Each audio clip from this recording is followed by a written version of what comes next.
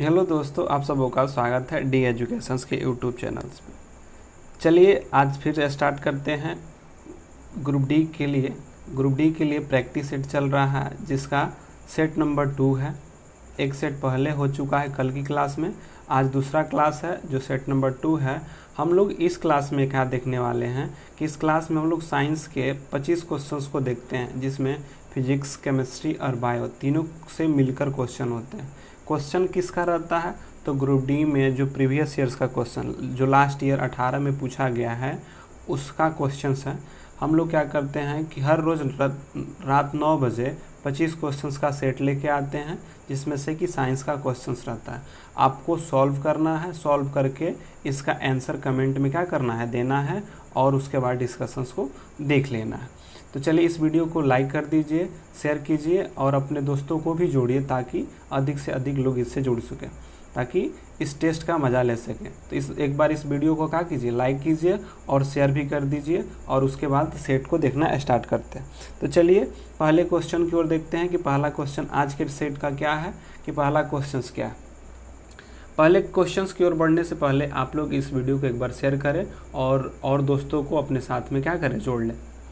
तो चलिए पहला क्वेश्चन देखते हैं कि पहला क्वेश्चन क्या बोल रहा है। पहला क्वेश्चन है कि विभवांतर को मापने के लिए किस उपकरण का प्रयोग किया जाता है। विभवांतर को मापने के लिए किस उपकरण का प्रयोग किया जाता है? आमीटर का, गैल्वेनोमीटर का, वोल्टमीटर का या विभवमापी का? आप लोग इस क्वेश्चन का आंसर कमेंट कीजिए, जल्दी कीजिए। विभवांतर को मापने के लिए किस उपकरण का उपयोग किया जाता है? आमीटर का, गैल्वेनोमीटर का, विभवमापी का या वोल्टमीटर का? आंसर कीजिए इसका आंसर कीजिए। एमीटर होगा, विभवमापी होगा या गैल्वेनोमीटर होगा? तो चलिए हम देखते हैं इसका आंसर्स क्या होगा।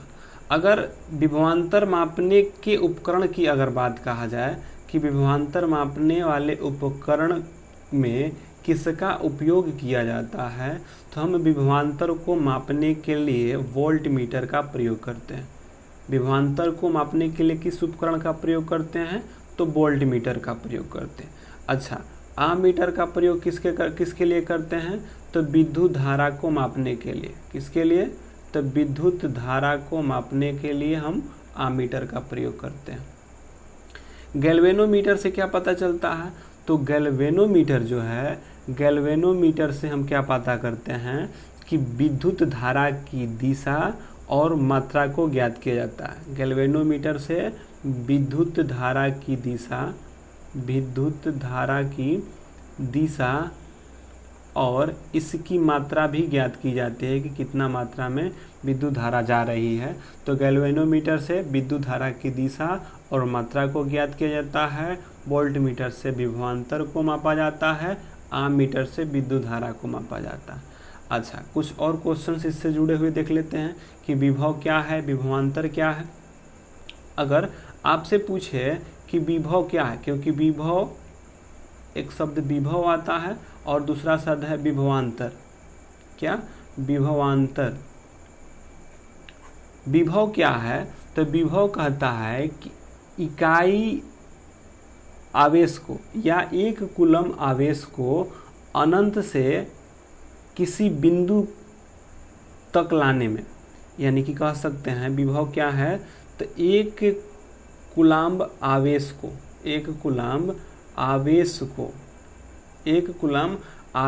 को अनंत क्षेत्र से, क्या? अनंत क्षेत्र से किसी बिंदु तक लाने में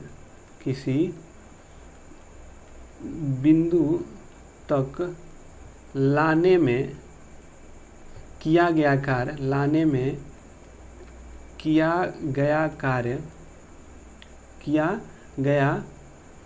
कार्य ही क्या कहलाता है? किया गया कार्य ही क्या कहलाता है? विभव कहलाता है।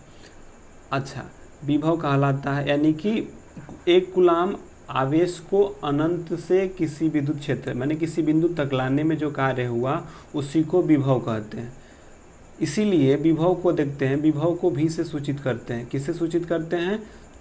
भी से सूचित करते हैं। इसलिए कहा जाता है कि V बराबर W/Q। मतलब इसका क्या हुआ, यह सूत्र के रूप में होता है कि जो विभव होता है V बराबर W/Q, क्योंकि एक कूलाम आवेश को विद्युत क्षेत्र से अनंत के विद्युत क्षेत्र से लाने में जो किया गया कार्य है उसको हम क्या बोलते हैं? तो विभव बोलते हैं। अच्छा, W क्या है? तो W यहाँ पे कार्य है और Q क्या है? यहाँ पे आवेश है। इसलिए अगर विभव की एसआई मात्रक अगर पूछे तो एक क्या हो सकता है? कार्य का आपको पता है कि कार्य का एसआई मात्रक होता है जूल। V बराबर W/Q है। अगर इसका मात्रक निकालना चाहें तो W कार्य है और कार्य का एसआई मात्रक जूल होता है, और जो आवेश है इसका क्या होता है? कूलम्ब होता है। तो कहेंगे कि विभव का एसआई मात्रक जूल प्रति कूलम्ब भी होता है। विभव का एसआई मात्रक क्या होता है? जूल प्रति कूलम्ब, या इसका एसआई मात्रक वोल्ट भी होता है। तो कहेंगे कि विभव का एसआई मात्रक क्या है? तो वोल्ट होता है या जूल प्रति कूलाम होता है। अब रहा बात कि विभवांतर क्या है। तो जो विभव में अंतर आया, दो बिंदुओं के बीच जो विभव में अंतर आया, मतलब कि दो बिंदु है, दो बिंदुओं के बीच, मतलब एक बिंदु A है और एक बिंदु B है, इन दोनों के बीच में जो विभव में अंतर आया उसी को हम क्या कहते हैं? विभवांतर कहते हैं। उसको क्या कहते हैं? विभवांतर कहते हैं। अच्छा, अब एक क्वेश्चन और बन सकता है कि विभव कैसी राशि है? तो विभव एक अदिश राशि है। विभव कैसी राशि है? तो विभव एक अदिश राशि है। विभव क्या है? एक अदिश राशि है। तो हम लोग इसका क्वेश्चन क्या था कि विभवांतर को मापने के लिए किस उपकरण का प्रयोग किया जाता है? तो गैल्वेनोमीटर का प्रयोग तो विद्युत धारा की दिशा और मात्रा बताने के लिए, जबकि विभवांतर को मापने के लिए किस उपकरण का प्रयोग किया जाता है? तो वोल्टमीटर का प्रयोग किया जाता है। और आममीटर से विद्युत धारा मापा जाता है। और विद्युत धारा का एसआई मात्रा क्या होता है? तो एम्पियर होता है। एम्पियर विद्युत धारा का एसआई मात्रक होता है। तो पहला का आंसर क्या हो जाएगा? डी हो जाएगा। चलिए अगला क्वेश्चन देखते हैं, दूसरा नंबर क्वेश्चन देखिए क्या बोल रहा है कि जो कार्य करने के दर को क्या कहते हैं? कार्य करने की दर को कहते हैं क्या? ऊर्जा, वेग, शक्ति या बल। ऑप्शन ए में है ऊर्जा, ऑप्शन बी में है वेग, सी में है शक्ति और डी में क्या है? बल है। तो आपको बताना है कि कार्य करने के दर को क्या कहते हैं? ऊर्जा कहते हैं, वेग कहते हैं, शक्ति कहते हैं या बल कहते हैं? इसका आंसर कीजिए। इसका आंसर क्या होगा? इसका आंसर दीजिए, कमेंट कीजिए जल्दी कि कार्य करने के दर को क्या कहते हैं? ऊर्जा कहते हैं, शक्ति कहते हैं, वेग कहते हैं या बल कहते हैं? देखते भी रहिए, वीडियो को लाइक भी कीजिए और इसको शेयर भी कीजिए ताकि ज़्यादा से ज़्यादा लोग जुड़ सकें इस सेशन से। तो चलिए देखते हैं। दूसरा नंबर है कि जो कार्य करने का दर है, कार्य करने के दर को क्या कहते हैं? तो कार्य करने के दर को क्या कहा जाता है? तो कार्य करने के दर को शक्ति कहा जाता है। आपसे कोई पूछे कि कार्य करने के दर को क्या कहते हैं? शक्ति कहते हैं। जबकि कार्य करने की क्षमता को क्या? कार्य करने की जो क्षमता है, क्षमता जो है, कार्य करने की क्षमता को ऊर्जा कहते हैं, जबकि कार्य करने की दर को हम क्या कहते हैं? शक्ति कहते हैं। यानी कि कार्य करने की जो दर है उसी को शक्ति कहते हैं। P बराबर W/T होता है, यानी कि पावर जो होता है कार्य के दर के, मतलब कि आपका किस दर से कार्य कर रहे हैं उसका होता है। अच्छा, P बराबर जब W/T हुआ और W के लिए जो क्या होता है? W कार्य है और कार्य का मात्रक जूल होता है, तो इसका मात्रक क्या होगा? जूल पर सेकेंड। जूल पर सेकेंड या शक्ति का मात्रक वाट भी होता है। शक्ति का मात्रक क्या होता है? वाट भी होता है या जूल सेकेंड भी होता है। अभी हमने देखा था कि जूल सेकेंड किसका हुआ? तो शक्ति का हुआ जूल सेकेंड। अच्छा, ये तो शक्ति के बारे में हुआ। शक्ति क्या है? तो कार्य करने के दर को शक्ति कहते हैं, P बराबर W/T, और W कार्य है इसलिए इसका SI मात्रक जूल, और सेकेंड है तो इसलिए टाइम है तो सेकेंड, तो कहेंगे जूल पर सेकेंड इसका SI मात्रक होता है या वाट होता है। अच्छा, कार्य करने के दर को, ऊर्जा के बारे में अगर कुछ जानना चाहें तो ऊर्जा क्या है? तो कार्य करने की क्षमता को ऊर्जा कहते हैं, तो ऊर्जा को भी वही बात है। ऊर्जा का SI मात्रक की अगर बात कहा जाए तो ऊर्जा का SI मात्रक होता है जूल। ऊर्जा का भी SI मात्रक क्या होता है? जूल होता है। जबकि अगर CGS मात्रक में ऊर्जा का पूछ दे तो इसका SI मात्रक, CGS में अगर पूछे कि SI मात्रक क्या होता है, सॉरी, अगर आपसे ऊर्जा का CGS मात्रक पूछे क्या होगा तो इसका होता है अर्ग। वेग क्या है? वेग कहा जाता है कि विस्थापन में परिवर्तन को वेग कहते हैं, जबकि वेग में परिवर्तन के दर को त्वरण कहा जाता है। बल अगर पूछे तो बल क्या है? तो F बराबर ma है, मतलब कि द्रव्यमान और जो त्वरण है, द्रव्यमान और त्वरण के गुणनफल को ही क्या कहते हैं? बल कहते हैं। तो इसका राइट आंसर क्या होगा? आपसे पूछा था कि कार्य करने के दर को क्या कहते हैं? तो शक्ति कहते हैं।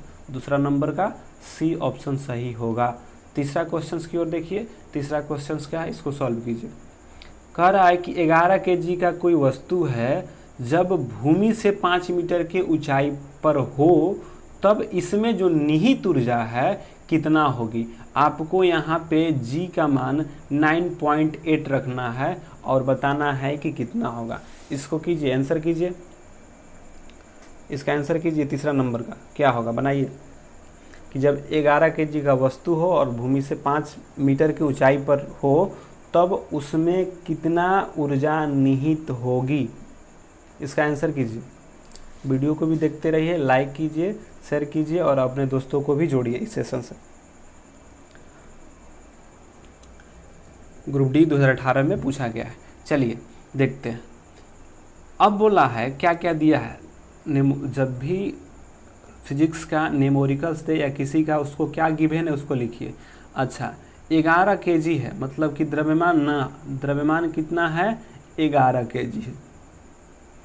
5 मीटर की ऊंचाई पे है, मतलब मेरा क्या दिया? हाइट दे दिया है 5 मीटर ऊंचा, और G का मान तो दिया ही है। G का मान कितना दे दिया है? तो 9.8 दिया है। और कोई भी वस्तु द्रव्यमान के कारण और ऊंचाई के कारण जो उसमें निहित ऊर्जा होती है, द्रव्यमान और ऊंचाई के कारण जो उसमें निहित ऊर्जा होती है वो होती है PE, मतलब पोटेंशियल एनर्जी, मतलब स्थितिज ऊर्जा। तो PE बराबर होता है mgh। क्या होता है? mgh, मतलब कि स्थिति ऊर्जा बराबर होता है द्रव्यमान, फिर गुरुत्वीय त्वरण और हाइट। द्रव्यमान मेरा कितना है? 11 है, G का मान 9.8 है और H का मान कितना है? 5 है। तो इसको मल्टीप्लाई कर दीजिएगा, गुणा कर दीजिएगा, तो इसका आंसर आ जाएगा 539। अच्छा, स्थितिज ऊर्जा है, जब स्थितिज ऊर्जा है तो ऊर्जा का SI मात्रक क्या होता है? जूल होता है, इसलिए इसका कहेंगे कि 539 जूल क्या है? इसका आंसर है। तो ऊर्जा का SI मात्रक जूल है, इसलिए कहेंगे क्या? 539 जूल इसका क्या होगा? राइट आंसर होगा। तो कहेंगे कि इसका 539 राइट आंसर होगा। तो तीसरा नंबर का जो A है सही होगा। चौथा नंबर की ओर बढ़ते हैं। चौथा नंबर क्या है? चौथा नंबर बनाइए। आपसे बोला है कि m द्रव्यमान की कोई वस्तु है। क्या है? m द्रव्यमान की कोई वस्तु है, ठीक है, जो त्वरण a से गतिशील हो रही है, a त्वरण के साथ गतिशील हो रही है, तो उस पर प्रयुक्त बल क्या होगा? आपको बताना है कि F क्या होगा। A/m या m/a या m गुणे a या a+m। ऑप्शन इसका A देख लीजिए और इसको सॉल्व कीजिए और बताइए इसका आंसर क्या होगा। चौथा का क्या होगा आंसर? 4 नंबर का आंसर क्या होगा? कमेंट कीजिए जल्दी और वीडियो का शेयर भी कीजिए ताकि ज़्यादा लोग इससे जुड़ें। लाइक भी कीजिए और शेयर भी कीजिए ताकि ज़्यादा से ज़्यादा लोग इससे क्या हो जाए? जुड़ें। चलिए इसका आंसर देखते हैं। आपसे पूछा है, क्योंकि द्रव्यमान दिया है, त्वरण दिया है और बल पूछ रहा है, तो आप सभी को पता है कि F बराबर ma होता है, मतलब कि बल जो होता है द्रव्यमान और त्वरण के गुणनफल होता है। तो F बराबर m है, a है, तो F बराबर क्या होगा, ma होगा, मतलब कि m और a का गुणनफल होगा, इसलिए चौथा का सी आंसर होगा। 5वां नंबर की ओर बढ़िए। द्रव्यमान और वेग के गुणनफल को क्या कहते हैं? 5वां नंबर है। 5 नंबर क्वेश्चंस को बनाइए, जल्दी कीजिए, इसका आंसर कीजिए 5 नंबर का, और इससे जुड़ी बहुत सारे क्वेश्चंस देखने वाले हैं, बनाइए जल्दी, आंसर कीजिए 5 नंबर का कि द्रव्यमान और वेग का गुणनफल को क्या कहते हैं? द्रव्यमान और जो वेग है, मतलब कि am और v के गुणनफल को क्या कहते हैं? बल कहते हैं, संवेग कहते हैं, दाब कहते हैं, या उत्क्षेप कहते हैं? चलिए देखिए इसका आंसर्स क्या होगा। अगर बल की बात कहा जाए तो अभी हमने देखा कि बल F जो होता है द्रव्यमान और त्वरण का गुणनफल है, न कि वेग और द्रव्यमान का, तो बल तो नहीं होगा। अब रहा बात दाब। अगर दाब ठोस वस्तु का दाब होता तो कहते हैं कि बल बटे में क्षेत्रफल होता है। ठोस वस्तु में अगर दाब लगाना होता तो बल बटे में क्षेत्रफल होता है, ठीक है। उत्क्षेप उत्प्लावन बल है, ये भी नहीं है। संवेग, संवेग आपको पता है कि संवेग को कहते हैं, संवेग क्या होता है, संवेग बराबर होता है, संवेग को P से सूचित करते हैं और P बराबर होता है mv। द्रव्यमान और वेग के गुणनफल को ही संवेग कहा जाता है। तो यही पूछा है कि द्रव्यमान और वेग के गुणनफल को क्या कहते हैं, तो संवेग कहते हैं। आपसे कोई पूछे कि द्रव्यमान और वेग के गुणनफल को क्या कहते हैं, तो संवेग कहते हैं। आइए संवेग के बारे में थोड़ा सा क्वेश्चन की चर्चा कर लें कि संवेग से और कौन कौन से क्वेश्चंस बन सकते हैं। देखिए अगर संवेग पूछे कि संवेग क्या है, अगर संवेग पूछे तो संवेग कहते हैं कि किसी वस्तु के द्रव्यमान और वेग के गुणनफल को ही संवेग कहते हैं। संवेग क्या है, तो द्रव्यमान और वेग के गुणनफल को ही क्या कहते हैं, संवेग कहते हैं। मतलब कि P बराबर mv होता है। P बराबर क्या होता है, mv होता है। अच्छा, संवेग द्रव्यमान और वेग का गुणनफल है, तो संवेग का अगर SI मात्रक की अगर बात कहा जाए तो द्रव्यमान का तो होता है kg और वेग का क्या होता है, मीटर प्रति सेकेंड होता है। तो क्या इसको हम लिख सकते हैं kg मीटर सेकेंड इनवर्स, तो इसका SI मात्रक क्या होगा, kg मीटर प्रति सेकेंड या kg मीटर सेकेंड इनवर्स कह सकते हैं। दूसरा बात, अगर इसकी बीमा अगर पूछता कि इसका बीमा क्या है, डायमेंशंस, ये तो SI मात्रक हुआ, बीमा और डायमेंशन पूछता तो kg के लिए हम क्या प्रयोग करते हैं, तो m, मीटर के लिए l और टाइम के लिए t, और माइनस है तो -1, तो कहेंगे mlt -1 जो है संवेग का डायमेंशन है, यानी कि बीमा है। SI मात्रा कैसे निकाले, द्रव्यमान का kg, वेग का मीटर प्रति सेकेंड, तो गुणा किए तो kg metre second inverse. Dimension यानी बीमा कैसे निकाले, तो kg के लिए कोई भी द्रव्यमान के लिए m, लंबाई के लिए l और समय के लिए t होना चाहिए, तो ऐसे करके बीमा निकाल ली। अच्छा, और क्या क्वेश्चंस बनता है इससे? एक क्वेश्चन आपको हमेशा देखने के लिए मिलता है कि संवेग और गतिज ऊर्जा में संबंध को स्थापित किया करने पर, कौन कौन से, तो संवेग और गतिज ऊर्जा, और गतिज ऊर्जा के बीच संबंध क्या है, गतिज ऊर्जा के बीच संबंध, गतिज ऊर्जा के बीच संबंध, संबंध की बात कहा जाए, संवेग और गतिज ऊर्जा, मतलब कि P और गतिज ऊर्जा को क्या कहते हैं, KE के बीच आपको संबंध बताना है कि P और KE के बीच संबंध क्या है।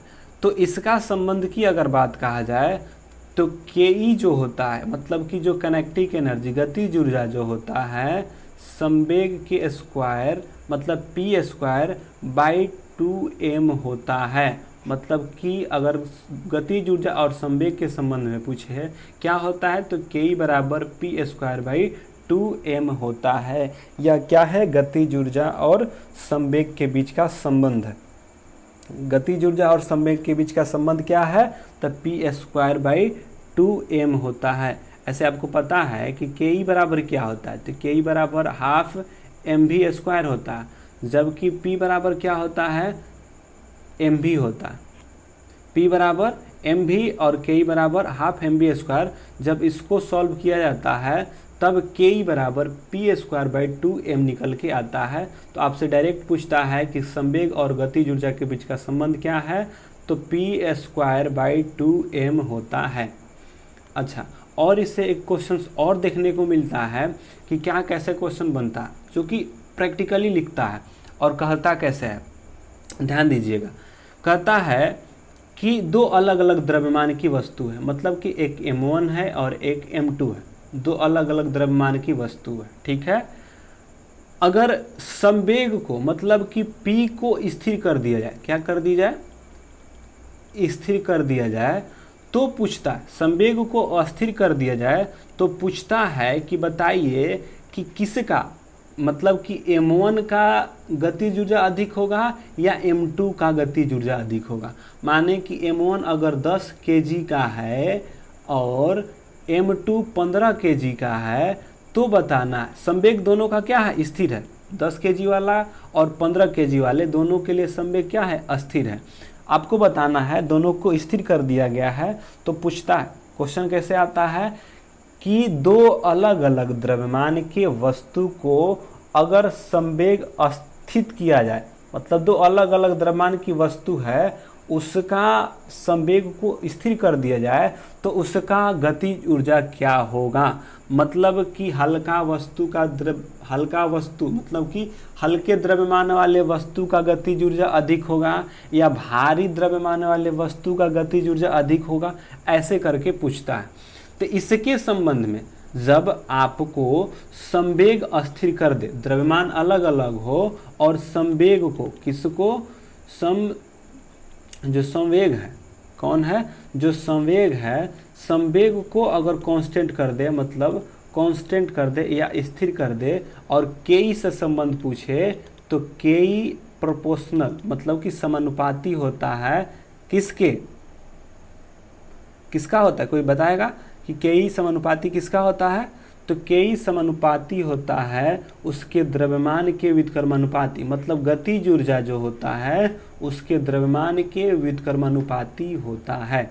मतलब कि जिस वस्तु का द्रव्यमान अधिक होगा उस वस्तु का गतिज ऊर्जा कम होगा। कब, जब संवेग अस्थिर कर दिया जाए। तो अगर दो अलग अलग द्रव्यमान की वस्तु है, एक 10 kg की वस्तु है और 15 kg की वस्तु है, और दोनों का संवेग स्थिर है, तो किसका गतिज ऊर्जा अधिक होगा, तो कहेंगे कि हल्का वाला का गतिज ऊर्जा, क्योंकि द्रव्यमान घटेगा गतिज ऊर्जा बढ़ जाएगा, द्रव्यमान बढ़ेगा गतिज ऊर्जा क्या हो जाएगा, कम हो जाएगा। कब, जब संवेग अस्थिर रहे तब।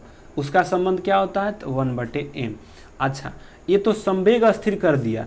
अगर कहीं संवेग अस्थिर ना करके कहे कि गतिज ऊर्जा, बात वही हो, और कहे कि गतिज ऊर्जा जो है, गतिज ऊर्जा को स्थिर कर दिया जाए, मतलब गतिज ऊर्जा को कांस्टेंट कर दिया जाए, तब बताइए कि जो m1 है और m2 है, मतलब एक 10 kg का है और एक 20 kg का है, तो इनमें से किसका संवेग अधिक होगा, संवेग से पूछेगा।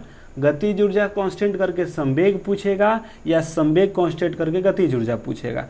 तो इसके लिए क्या होता है, p² समानुपाती होता है द्रव्यमान के, मतलब कि जिस वस्तु का द्रव्यमान अधिक होगा उसका संवेग भी अधिक होगा। कब, जब गतिज ऊर्जा स्थिर कर दिया जाए। तो जब गतिज ऊर्जा स्थिर हो तो जिस वस्तु का द्रव्यमान अधिक होगा उसका संवेग क्या होगा, अधिक होगा।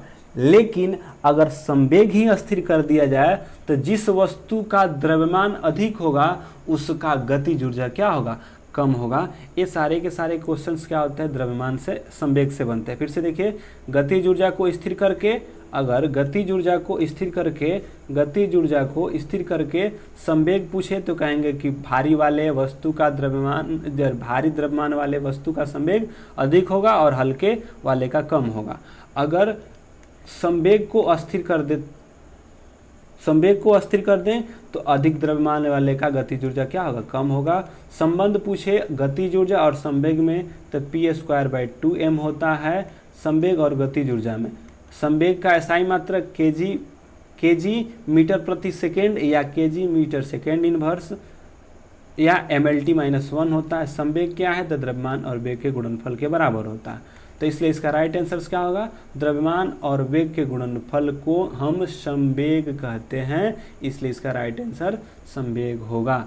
अगले क्वेश्चन की ओर चलते हैं, छठा नंबर क्वेश्चन बनाइए कि वेग में परिवर्तन लाने वाला समय को कहते हैं। मतलब आपको बताना है कि वेग में परिवर्तन के दर को क्या कहते हैं, क्योंकि समय लगाना मतलब दर लगाना है।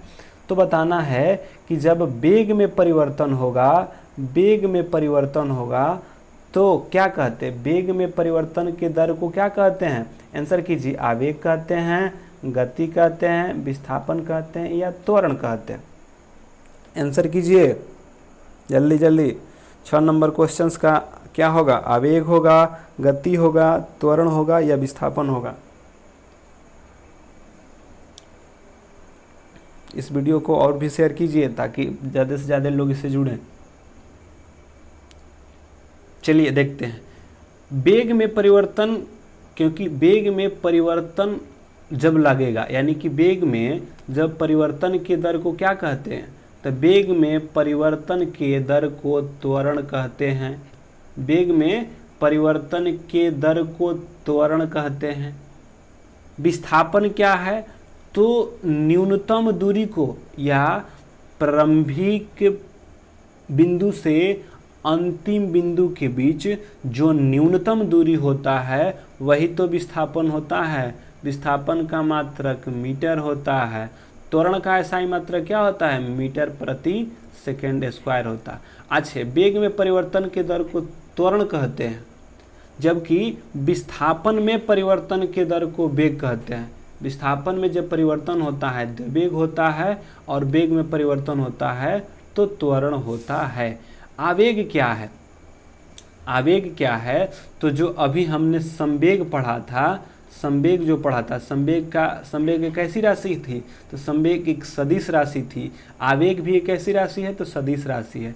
आवेग क्या है, कहता है कि कोई बल किसी वस्तु पर जितने समय के लिए लगे, कोई बल किसी वस्तु पर जितने समय के लिए लगे वही उसका क्या होता है, आवेग होता। मतलब कि जब कोई बल जिस पर जितने समय के लिए लगे, यानी कि आवेग बराबर होता है, आवेग बराबर क्या होता है सर, तो कहते हैं कि बल गुणे समय। क्या होता है, बल गुणे समय। मतलब कि बल किसी वस्तु पर जितने समय तक कार्यरत होगा, कोई बल जिस वस्तु पर जितने समय तक के लिए कार्यरत होगा वही आवेग होता है। क्वेश्चन यहाँ से बनता है, आवेग से क्वेश्चन बनता है कि कोई खिलाड़ी कैच लपकते समय अपनी हाथ पीछे की ओर क्यों बढ़ाता है, क्योंकि समय बढ़ा देगा। जब समय बढ़ा देगा तो बल क्या होगा, कम लगेगा, और कम लगने से चोट क्या होता है, कम लगता है। तो ये आगे कभी क्वेश्चन आएगा तो उसको देख लेंगे। तो अभी देखते हैं कि वेग में परिवर्तन के दर को क्या कहते हैं, तो त्वरण कहते हैं। अगला क्वेश्चन की ओर चलते हैं, 7 नंबर क्वेश्चन। 7 नंबर क्वेश्चन क्या कह रहा है उसके देखिए। 7 नंबर क्वेश्चन है कि दिए गए कथन ए और बी, मतलब 2 कथन दिए गए हैं, ए और बी, ठीक है। आपको सत्य कथन बताना है गुरुत्वाकर्षण बल के बारे में, कि कौन सा कथन सत्य है गुरुत्वाकर्षण के बारे में आपको बताना है कि गुरुत्वाकर्षण के बारे में कौन सा कथन सत्य है। पहला कथन है कि 2 वस्तु का द्रव्यमान उनके गुणन के सीधा अनुपातिक होता है। पहला कथन है कि जब दो वस्तु होगा तो उनका जो द्रव्यमान होता है, द्रव्यमान के गुणनफल सीधा अनुपातिक होता है। दूसरा बोल रहा है कि दो वस्तुओं के बीच की दूरी वर्ग के सीधा अनुपातिक होता है। आपको बताना है कि 7 नंबर का आंसर क्या होगा। चलिए देखिए, आंसर कीजिए इसका। ABCD कौन सा होगा? 7 का ABCD बताइए। चलिए देखते हैं क्या पूछ रहा है। गुरुत्वाकर्षण बल क्या है? गुरुत्वाकर्षण बल। अच्छा, गुरुत्वाकर्षण बल बराबर होता है, गुरुत्वाकर्षण बल कहता है कि दो वस्तुओं के द्रव्यमान का गुणनफल और उनके बीच की दूरी के वर्ग के, मतलब कि जो गुरुत्वाकर्षण बल होता है दो वस्तुओं के यानी कि दो अलग अलग द्रव्यमान के वस्तुओं के बीच क्या होता है? समानुपाती। मतलब F बराबर m1 इंटू m2 बटे में r² होता है। मतलब कि उनके द्रव्यमान के समानुपाती बल जो होता है, उनके द्रव्यमान के समानुपाती गुणनफल होता है और उनके दूरी के वर्ग के व्युत्क्रमानुपाती होता है। यही F हटा के, समानुपाती का साइन हटा के गुरुत्वाकर्षण नियतांक दिया जाता है और m1 इंटू m2 बटे में r² होता है।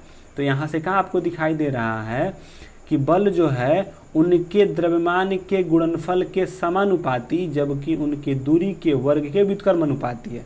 पढ़िए अब यहाँ क्या है। द्रव्यमान के गुणन मतलब गुणनफल के सीधा अनुपातिक होता है। सही बात है कि जो बल होता है गुरुत्वाकर्षण बल, उनके द्रव्यमान के गुणनफल के सीधा अनुपातिक होता है। तो पहला तो सही है, तो A नंबर क्या है? सही है। दूसरा पढ़िए। दो वस्तुओं के बीच की दूरी के वर्ग के सीधे अनुपातिक होता है। नहीं, सीधे अनुपातिक नहीं, व्युत्क्रमानुपातिक होता है। यही बात क्या हो रहा है? यहाँ पे गलत हो रहा है, तो इसलिए कहेंगे कि B ऑप्शन नहीं होगा। क्या होगा? तो A सत्य है जबकि B क्या है? असत्य है। तो इसलिए इसका राइट आंसर क्या होगा? C होगा। A सत्य है जबकि B असत्य है। B असत्य क्यों है? क्योंकि यह बोल रहा है कि उनके दूरी के वर्ग के सीधा अनुपातिक नहीं, व्युत्क्रमानुपातिक है। तब यह क्या होगा? C होगा। तो इसलिए इसका राइट आंसर 7 का C होगा। अगला क्वेश्चन। अच्छा, एक और बात कभी कभी पूछ देता है कि बड़ा G का मान कितना होता है? तो बड़ा G का मान बताइए कितना होता है?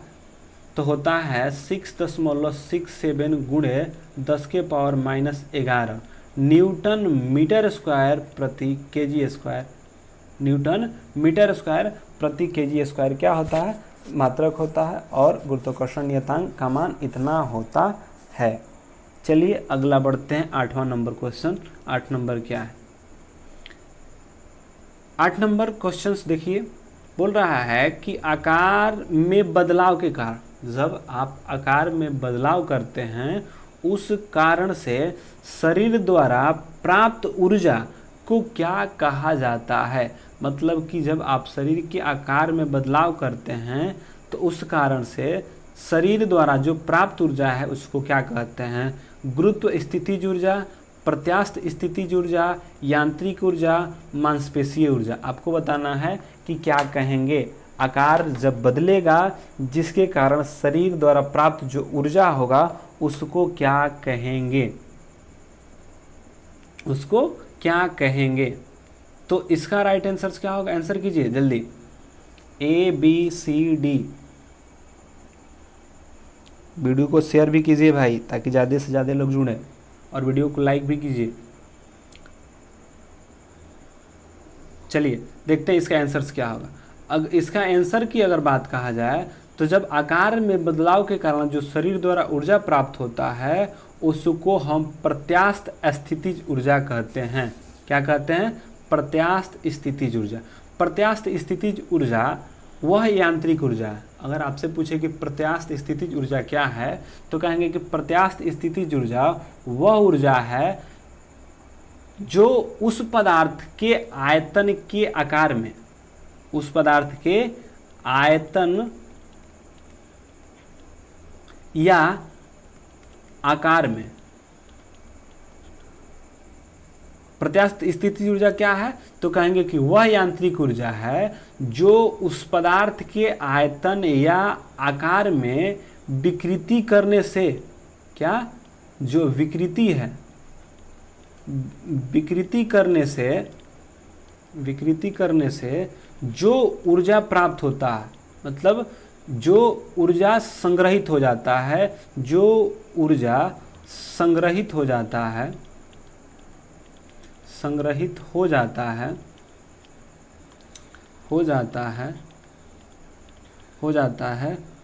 उसे ही प्रत्यास्थ स्थितिज ऊर्जा कहते हैं।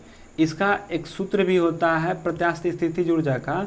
प्रत्यास्थ स्थितिज ऊर्जा का सूत्र क्या होता है, तो U = 1/2 K डेल x² होता है। U = ½ KE del x²।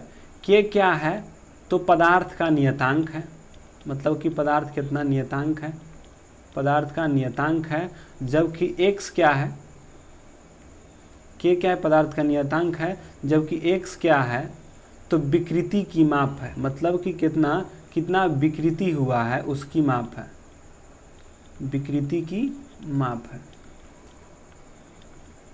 तो अगर पूछे प्रत्यास्थ स्थितिज ऊर्जा का सूत्र क्या होता है, तो ½ KE डेल x² होता है।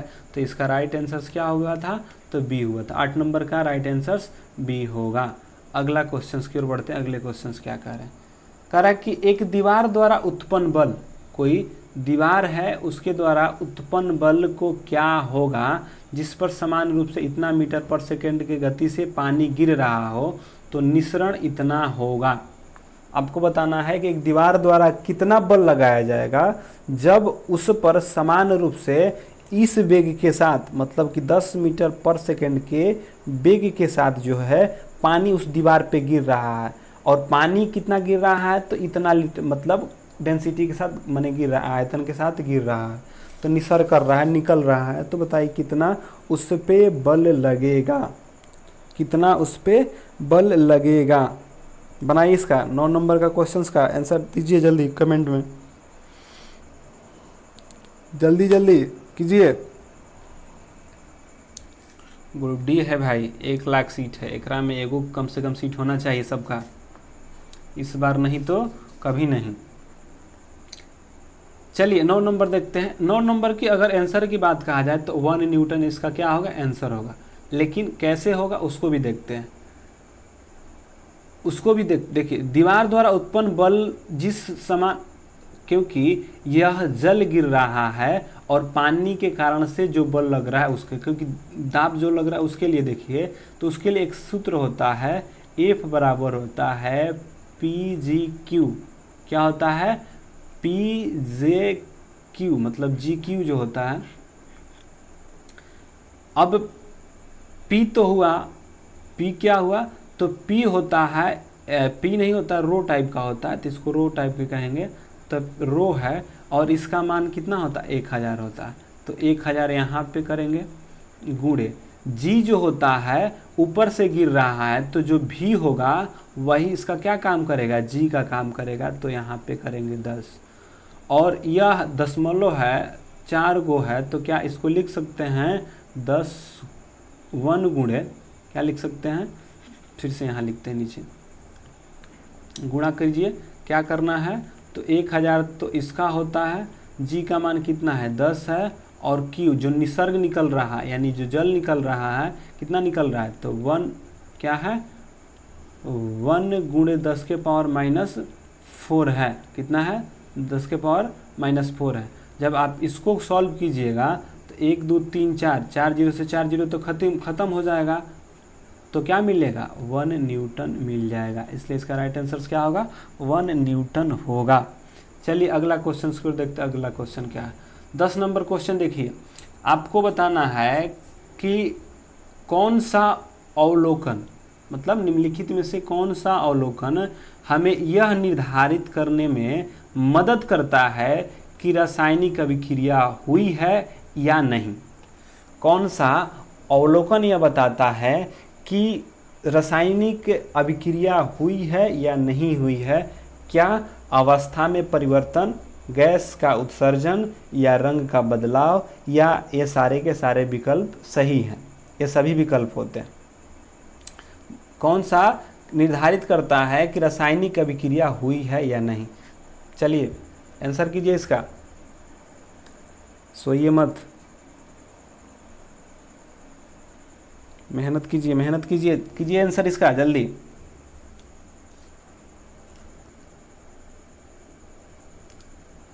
चलिए देखिए, अगर अवलोकन की बात है और पूछ रहा है कि रासायनिक अभिक्रिया हुई है या नहीं हुई है, इसका पता लगाने के लिए अवस्था में परिवर्तन होगा तब भी पता चले। अगर कोई रासायनिक अभिक्रिया के द्वारा होने पर हुई है तो उसे की अवस्था में परिवर्तन हुआ होगा, या गैस का उत्सर्जन किया होगा, या रंग का बदलाव किया होगा, या इन सभी का। जब रासायनिक अभिक्रिया होता है तो इसमें निर्धारित अवलोकन के लिए अवस्था में परिवर्तन भी होना चाहिए, गैस का उत्सर्जन भी पता चलाता है, रंग का बदलाव भी पता चलाता है, और तापमान में परिवर्तन भी, तापमान में परिवर्तन भी बताता है, तापमान में परिवर्तन भी बताता है कि रासायनिक अभिक्रिया हुआ है या नहीं हुआ है। और उसके साथ साथ रंग बदलना तो हो ही गया, तापमान में परिवर्तन भी ये बताता है कि रासायनिक अभिक्रिया हुआ है या नहीं हुआ है। तो इसका अगर आंसर की बात कहा जाए कि रासायनिक अभिक्रिया हुई है या नहीं, किससे पता चलता है? तो इन सभी से पता चलता है। अवस्था में परिवर्तन हो जाएगा तब भी कहेंगे कि रासायनिक प्रक्रिया हुआ है। गैस का उत्सर्जन कर रहा है, इसका मतलब तब पर भी रासायनिक अभिक्रिया हुई है। रंग में बदलाव तब पर भी, या उसके तापमान में परिवर्तन हुए तब पर भी कहेंगे कि अभिक्रिया हुई है। तो सारे के सारे विकल्प क्या हैं? सही हैं। इसलिए इसका राइट आंसर क्या होगा? ये सारे विकल्प सही हैं। 11 नंबर क्वेश्चन देखिए।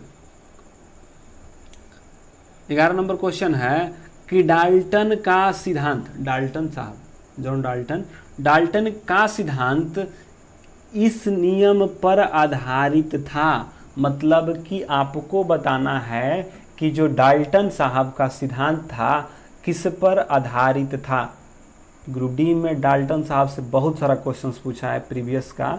आज इसको क्या करेंगे? क्लियर कर लेंगे। डाल्टन्स का नियम को क्या कर लेंगे? थोड़ा देख लेंगे। तो आंसर कीजिए पहले कि डाल्टन का सिद्धांत किन नियमों पे आधारित है?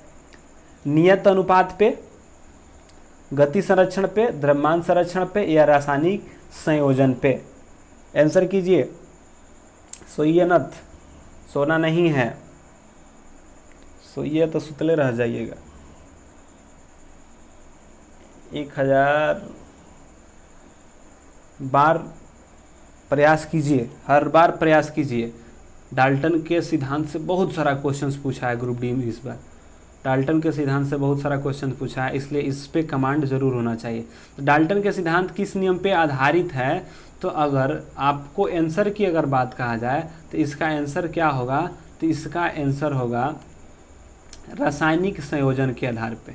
डाल्टन के सिद्धांत किस नियम पे आधारित है? तो वे थे रासायनिक संयोजन के आधार पे। अच्छा, अब थोड़ा सा डाल्टन साहब के बारे में बात हो जाए कि डाल्टन साहब से क्या क्या क्वेश्चंस ग्रुप डी में पूछा है इस बार। देखिए, डाल्टन साहब की मान्यता से पूछा है कि डाल्टन साहब की क्या क्या मान्यता, क्योंकि ऑप्शन टाइप के दे दिया था। तो देख लेते हैं कि डाल्टन साहब का मान्यता क्या था। डाल्टन साहब का मान्यताएं क्या थी, या मतलब कि क्या क्या उनका मानना था कि यह परमाणु में होता है। परमाणु के बारे में उनकी क्या क्या मान्यता थी। डाल्टन की मान्यता क्या थी? उनकी पहली मान्यता यह थी डाल्टन साहब का, उन्होंने पहली मान्यता के रूप में उन्होंने कहा कि पदार्थ अत्यंत सूक्ष्म कणों से बना। कैसे कणों से बना है? सूक्ष्म कण से बना है। पदार्थ अत्यंत सूक्ष्म कण से बना है, जिसे हम परमाणु कहते हैं। पदार्थ अत्यंत सूक्ष्म कण से बना है, जिसे ही हम क्या कहते हैं? तब परमाणु कहते हैं। पदार्थ सूक्ष्म कणों से बना है, जिसे हम क्या कहते हैं? परमाणु कहते हैं। और उनका यह भी मानना था कि जब पदार्थ सूक्ष्म कण से बने हैं तो परमाणु क्या है? परमाणु को विभाजित नहीं किया जा सकता है। विभाजित नहीं किया जा सकता है या खंडित नहीं किया जा सकता है। खंडित नहीं किया जा सकता मतलब कि परमाणु इनके अनुसार क्या था, अविभाज्य था, अविभाज्य। डाल्टन साहब की मान्यता में क्या थी, पहले ध्यान से सुनिए डाल्टन साहब का, क्योंकि डाल्टन से बहुत सारा क्वेश्चंस बना है भाई, इसलिए एकरा के ध्यान से देखो तुम लोग। जब तक डाल्टन साहब से क्वेश्चन फिक्स है कि पूछा है, क्योंकि अगला बार पूछा है इस बार भी पूछेगा। डाल्टन की मान्यता में पहला पॉइंट्स क्या याद रखेंगे कि डाल्टन साहब ने कहा कि जो पदार्थ है अत्यंत सूक्ष्म कणों से बना है और जो सूक्ष्म कण से बना है उसको परमाणु कहे, और परमाणु कहे कि जब अत्यंत सूक्ष्म कण से बना है तो उसको विभाजित या खंडित नहीं किया जा सकता है, मतलब कि परमाणु अविभाज्य है। ये इनकी क्या थी, मान्यता थी, पहली मान्यता थी। दूसरी मान्यता में मतलब दूसरी मान्यता क्या थी, दूसरा मानना इनका क्या था, दूसरा रूप में मानना था कि परमाणु न तो निर्माण होता है, परमाणु का न तो निर्माण होता है और न ही नाश होता, यानी कि न तो निर्माण होता है परमाणु का और न ही इसका नाश किया जा सकता है। डाल्टन ने कहा कि जो परमाणु है न तो इसको हम बनाते हैं और न ही इसको नाश कर सकते हैं। दूसरा पॉइंट मतलब कि कहेंगे कि परमाणु न तो निर्माण करते हैं न ही नाश कर सकते हैं। तीसरा पॉइंट, तीसरा बात इन्होंने क्या कहा कि किसी भी तत्व का, कोई भी तत्व है, कोई भी क्या है, कोई भी तत्व, कोई भी तत्व के सभी परमाणु समान होते हैं। कोई भी तत्व के सभी जो परमाणु होते हैं, कोई भी एक तत्व होगा उसके सभी परमाणु, उसके सभी परमाणु समान होते हैं। सभी परमाणु जो होते हैं क्या होते हैं, समान होते हैं। इनका मानना था कि किसी भी तत्व का सभी परमाणु समान होते हैं, अर्थात परमाणु क्या होते हैं, समान होते हैं।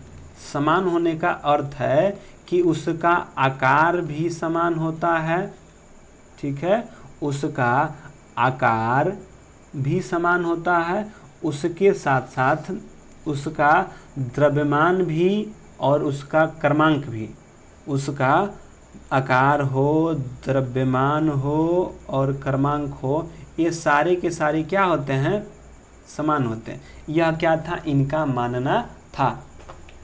इनका मानना क्या था कि यह परमाणु, आकार, द्रव्यमान और यह सारे के सारे क्या होते हैं, समान होते हैं।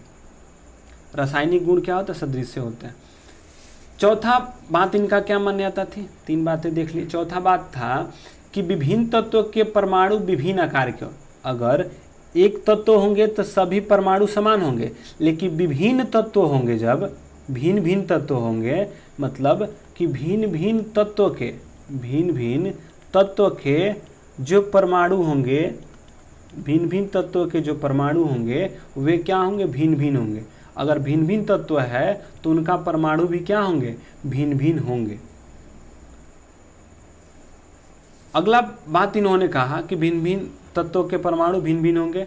पांचवा पॉइंट उन्होंने कहा एक तत्व के परमाणु एक से अधिक अनुपात में दूसरे के साथ जुड़ सकते हैं, मतलब कि एक तत्व जो है,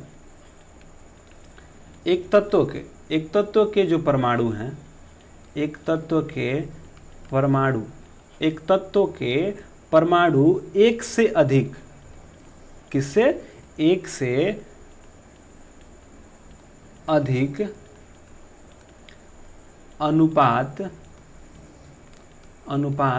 में दूसरे के साथ यौगिक बना सकते हैं, दूसरे के साथ यौगिक बना सकते हैं। यह सारे के सारे क्या थी, इनकी मान्यता थी। ये मानते थे कि ये बातें होती थी। एक बार फिर से देख लेते हैं इनकी मान्यता क्या थी, इनकी मान्यता क्या थी, एक बार देख लेते हैं। पहली मान्यता था डाल्टन साहब, कोई जल्दी नहीं है भाई, एक बार ध्यान से एक बार देख लेंगे। जब अगला बार डाल्टन साहब आएगा ना तो इसको उतना समय नहीं लेंगे, तुरंत खींच लिया जाएगा, यानी कि जल्दी से एक एक टॉपिक हर सेट में कोई ऐसा टॉपिक होगा जिसको कि हम लोग विस्तृत रूप से पढ़ते चलेंगे, ताकि टॉपिक भी कवर होता रहेगा और क्वेश्चंस भी कवर होता रहेगा। डाल्टन की मान्यता क्या थी? पहला, यह सूक्ष्म कण से बना है। पहला क्या थी इनकी मान्यता? पहली मान्यता क्या थी? पहली मान्यता थी कि यह पहले सूक्ष्म कणों से बना है और सूक्ष्म कण को परमाणु कहते हैं। परमाणु अविभाज्य है, यानी विभाजित नहीं कर सकते हैं। दूसरा था कि जो परमाणु है उसका ना तो निर्माण कर सकते हैं और न ही नाश कर सकते हैं, यह उनका दूसरी मान्यता थी। तीसरी मान्यता था कि अगर एक ही तत्व है तो उसके सभी परमाणु क्या होंगे? समान होंगे। जब एक ही तत्व होंगे तो उनके सभी परमाणु क्या होंगे? समान होंगे। समान होने का अर्थात है कि उस सारे तत्वों का जितने मतलब एक तत्व का उसका जितने भी परमाणु होंगे आकार में समान होंगे, द्रव्यमान में भी, क्रमांक में भी और रासायनिक गुण सारे के सारे समान होंगे। लेकिन अगला उनका बात था कि अगर भिन्न भिन्न तत्वों के परमाणु हैं तो उनका जो गुण होगा भिन्न भिन्न होगा, आकार, आकृति, सब चीज़ क्या होंगे? भिन्न भिन्न होंगे। पांचवा था कि एक तत्व के परमाणु एक से अधिक अनुपात में किसी के साथ यौगिक बना सकता है। यह क्या थी? इनकी मान्यता थी। डाल्टन साहब की यह मान्यता थी। डाल्टन साहब की क्या थी? यह तो मान्यता थी। अब बात कहा जाए कि डाल्टन साहब के सिद्धांत के बारे में देख लेते हैं कि इनका सिद्धांत क्या था। इनका सिद्धांत क्या था? सिद्धांत के बारे में थोड़ा सा देख लेते हैं। सिद्धांत की अगर बात कहा जाए तो ये इन्होंने पदार्थ की प्रकृति, जो पदार्थ है उसकी प्रकृति की बुनियादी सिद्धांत को प्रतिपादन किया था। क्या किया था? कि पदार्थ की प्रकृति, जो पदार्थ की प्रकृति है उसके बुनियादी सिद्धांतों को, उसकी बुनियादी सिद्धांतों को, बुनियादी सिद्धांतों को प्रतिपादन किए थे। सिद्धांत में क्या? पहला कि जो पदार्थ की प्रकृति है उसके बुनियादी सिद्धांतों के बारे में दिया था। अब रहा बात कि डाल्टन का सिद्धांत किस पर आधारित है, तो डाल्टन का सिद्धांत जो है रासायनिक, यही बहुत बार पूछा है क्वेश्चन, रासायनिक संयोजन पे आधारित है। किस पे आधारित है? रासायनिक संयोजन पे आधारित है। आपसे कोई पूछे कि किस पे आधारित है, डाल्टन का सिद्धांत किस पे आधारित है, तो रासायनिक संयोजन पे आधारित है। ठीक है। अब क्या हुआ कि रासायनिक संयोजन मुख्य रूप से दो नियमों पे नियम है। रासायनिक संयोजन के मुख्यतः दो नियम है। पहला है द्रव्यमान संरक्षण का नियम, द्रव्यमान संरक्षण का नियम, द्रव्यमान संरक्षण का नियम, और दूसरा है निश्चित अनुपात का नियम, निश्चित अनुपात का नियम, निश्चित अनुपात का नियम।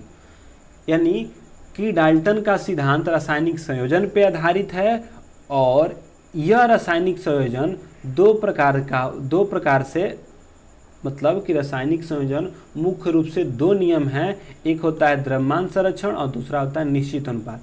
निश्चित अनुपात के सिद्धांत को प्राउटेस्ट, जो प्राउड साहब है उन्होंने भी दिया था, लेकिन वह रासायनिक संयोजन पे ही आधारित है। रासायनिक संयोजन निश्चित अनुपात के नियम पे और द्रव्यमान संरक्षण के नियम पे आधारित है।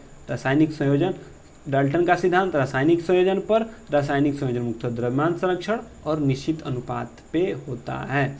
और थोड़ा सा देख लेते हैं डाल्टन साहब के बारे में। तो इन्होंने क्या किया था कि 1803 में, कब? 1803 में परमाणुवाद का सिद्धांत भी दिया था। जो परमाणुवाद है, परमाणुवाद के सिद्धांत को भी इन्होंने दिया था।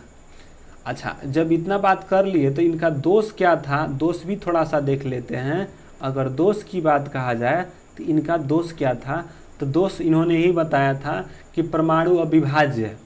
परमाणु क्या है? अविभाज्य है। लेकिन आज हम क्या देखते हैं कि परमाणु तो विभाज्य है, क्योंकि परमाणु को हम इलेक्ट्रॉन, प्रोटॉन और न्यूट्रॉन में बांटते हैं।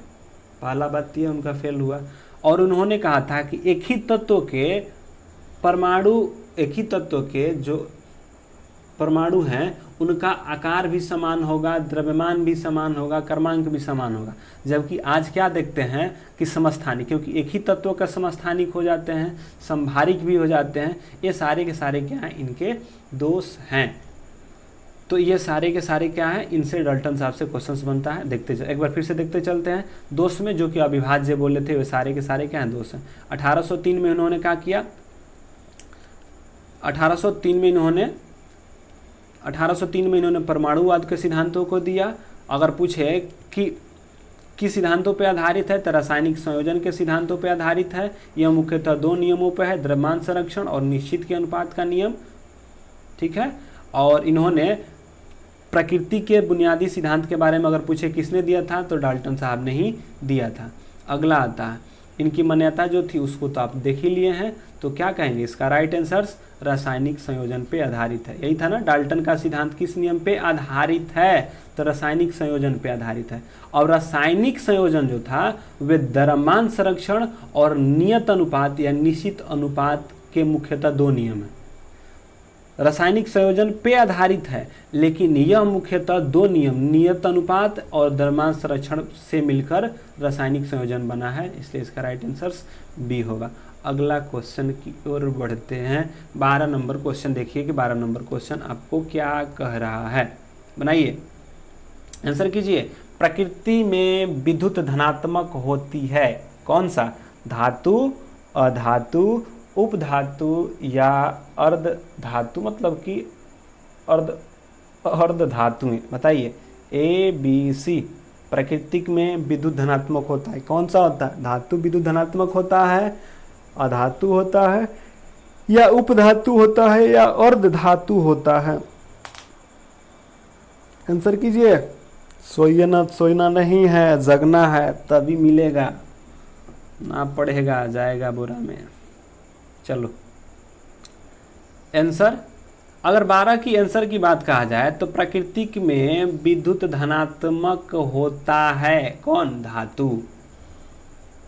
प्राकृतिक में विद्युत धनात्मक होता है, कौन होता है, तो धातु जो होता है विद्युत धनात्मक होता है। अगर विद्युत धनात्मक होता, अच्छा धातु से थोड़ा सा देख लें जल्दी में। धातु क्या होता है, धातु ऐसे तत्व जो इलेक्ट्रॉन का त्याग करे, क्या करे, इलेक्ट्रॉन का त्याग करके, जब इलेक्ट्रॉन का त्याग करेगा तो इस पे धनायन प्राप्त होगा। तो धातु इलेक्ट्रॉन का त्याग करके धनायन प्राप्त करता है, इसलिए धातु क्या है, विद्युत धनात्मक है। और बात धातु की अगर कहा जाए तो धातु की प्रकृति के बात में कहा जाए तो यह चमकदार होता है, आघातवर्ध होता है, तन्य होता है, विद्युत का सुचालक होता है, उष्मा का सुचालक, ये सारे के सारे क्या हैं, इनके गुण हैं। धातु का कहते हैं तो द्रव्यमांक क्वथनांक भी उच्च होता है, द्रव्यमांक और क्वथनांक भी उच्च होता है, अपवाद में है। अगर धातु का देखिए, धातु का द्रव्यमांक क्वथनांक उच्च होता है, लेकिन अपवाद में है सोडियम, पोटेशियम और गैलियम, क्या, गैलियम, इनका द्रव्यमांक क्वथनांक क्या होते हैं, निम्न होते हैं। बाकी जितने भी धातु होते हैं उनका द्रव्यमांक और क्वथनांक उच्च होता है, सोडियम, पोटेशियम और गैलियम को छोड़ के। अच्छा, धातु ऑक्सीजन के साथ अभिक्रिया करके ऑक्साइड बनाती है, धातु ऑक्साइड बनाती है। धातु की ऑक्साइड कैसी होती है, तो क्षारीय या भास्मिक होती है, क्षारीय या भास्मिक होती है। और धातु अम्ल से अभिक्रिया करके हाइड्रोजन गैस मुक्त करता है। तो ये सारे के सारे क्या है, धातु से बनते थे। एक बार फिर से सुन लीजिए, धातु विद्युत धनात्मक होता है, क्यों होता है, क्योंकि ये इलेक्ट्रॉन को त्याग करता है। धातु चमकदार होता है, तन्य होता है, विद्युत का सुचालक होता है, उष्मा का सुचालक होता है। इसका धातु का द्रव्यमांक क्वथनांक उच्च होता है। अपवाद में छोड़ दिया जाए किसको, सोडियम, पोटेशियम और गैलियम को। धातु ऑक्सीजन के साथ अभिक्रिया करके ऑक्साइड बनाता है, धातु की ऑक्साइड भास्मिक या क्षारीय होता है, और धातु जब अम्ल से अभिक्रिया करता है तो हाइड्रोजन गैस मुक्त करता है। अगला क्वेश्चन की ओर चलते हैं। 12 नंबर, बताना है कि शब्द परमाणु को किसने दिया था, यानी कि परमाणु शब्द को किसने दिया था, परमाणु शब्द को किसने दिया था, डाल्टन साहब, कणाद ने, लेवोजियर ने, डेमोक्रिटस ने। यानी कि बताना है कि परमाणु शब्द को किसने दिया था? आंसर कीजिए जल्दी, बहुत इजी क्वेश्चन है। चलिए इसका आंसर क्या होगा? डेमोक्रेटियस। बहुत सारे लोग तो डाल्टन पर दिमाग जा रहा है। डाल्टन साहब ने परमाणु सिद्धांत दिया था, न कि परमाणु शब्द दिया था। परमाणु शब्द की बात कहा जाए तो परमाणु शब्द एक डेमोक्रेटियस जो है एक ग्रीक दार्शनिक है। क्या है? यह ग्रीक दार्शनिक है। ग्रीक दार्शनिक ने परमाणु शब्द का पहली बार प्रयोग किया था। और परमाणु जो शब्द है इसका अर्थ होता है तोड़ा न जा सकने वाला। तोड़ा न जा सकने वाला मतलब कि तोड़ा न जा सके, तोड़ा न जा सकने वाला, जा सकने वाला। तो आपसे कोई पूछे कि परमाणु का अर्थ क्या होता है तो कहेंगे कि तोड़ा न जा सकने वाला ही क्या होता है? परमाणु होता है। डेमोक्रेटियस परमाणु शब्द का ग्रीक शब्द है और इसका क्या था? डेमोक्रेटियस थे। परमाणु सिद्धांत कहेगा तो जॉन डाल्टन के द्वारा दिया गया था। लेबोजियर को क्या बोला जाता है? पिता ना केमिस्ट्री का, आधुनिक केमिस्ट्री का पिता लेबोजियर का कड़ा तो हिबे किए हैं। अगला 14 नंबर क्वेश्चन को कीजिए कि आइसोटोप या समस्थानिक क्या है? आपको बताना है कि आइसोटोप या समस्थानिक किसको कहते हैं। आइसोटोप या समस्थानिक किसको कहते हैं? देखिए ध्यान से, बोल रहा है कि एक ही तत्व के जो परमाणु समान हो और लेकिन परमाणु क्रमांक और द्रव्यमान संख्या रखते हैं। पढ़ लीजिए ध्यान से, आप लोग पढ़िए कि आइसोटोप या समस्थानिक क्या है। ऑप्शन को पढ़कर आंसर कीजिए।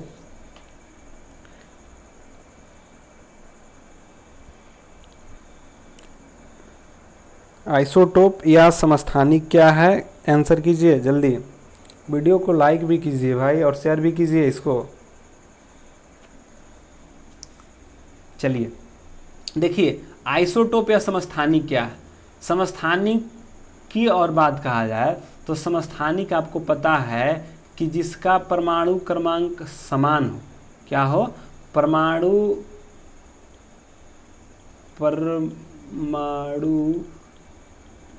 यहाँ पे लिखते हैं नीचे, देख लीजिए ना।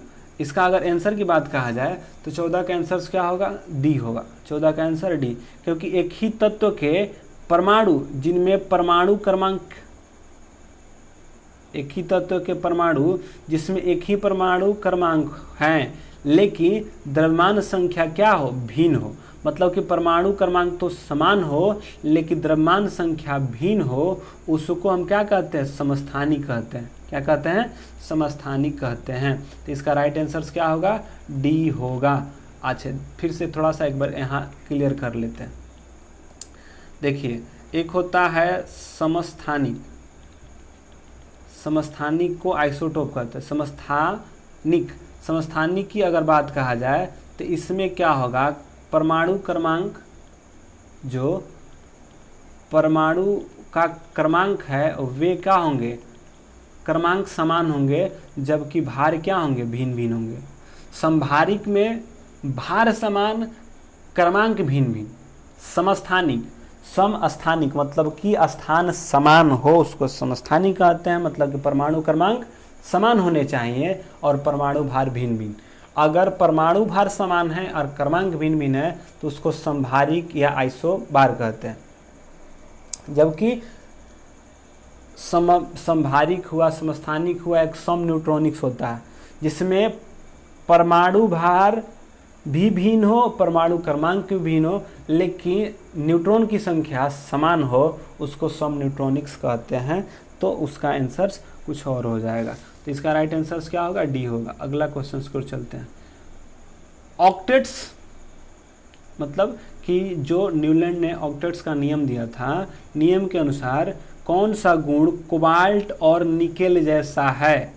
कौन सा गुण जो था कोबाल्ट और निकेल जैसा था, लेकिन इन तत्वों को बहुत दूर रखा गया था।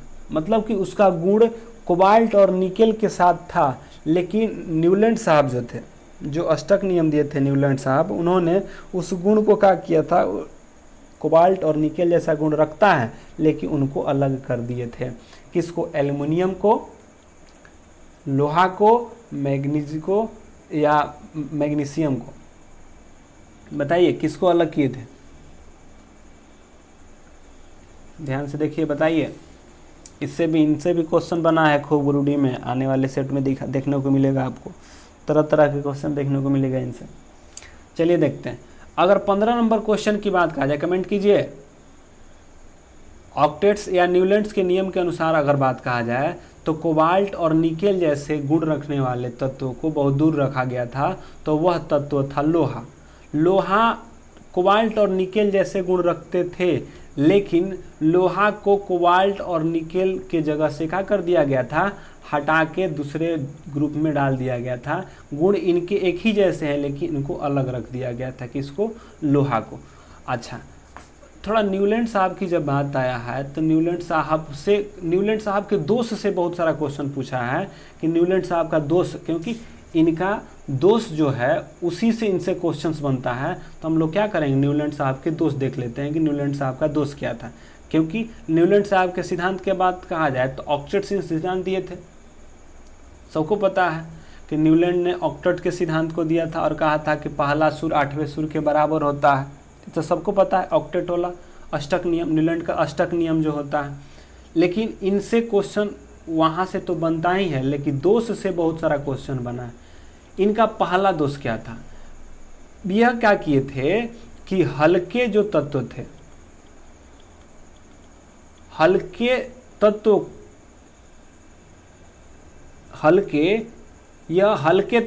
कैल्शियम तक ही लागू होता है। मतलब कि जो हल्का तत्व कैल्शियम तक ही लागू होता है। मतलब कि जो न्यूलैंड का अष्टक नियम था यह सिर्फ कैल्शियम तक ही लागू हो पाता था। उसके बाद कैल्शियम के आगे बहुत बार क्वेश्चन पूछा है कि न्यूलैंड का अष्टक नियम जो है किस तत्व तक लागू होता था, तो कैल्शियम तक जो था। न्यूलैंड का अष्टक नियम कैल्शियम तक ही कार्य करता था। फिर उसके बाद पहला गुण 8वें गुण के समान नहीं दिखता था। तो पहला दोष था कि यह कैल्शियम तक ही लागू होता था। दूसरा दोष था कि इनका अनुमान था कि 56 तत्व ही आगे चल के रह जाएंगे। मतलब कि जो तत्व इनके समय 56 तत्व थे, अब इनका मानना था कि इससे आगे कोई तत्व नहीं मिलेगा, जो कि आज देखते हैं कि बहुत सारा तत्व हो गया था। यह इनकी क्या थी? दूसरी दोष थी।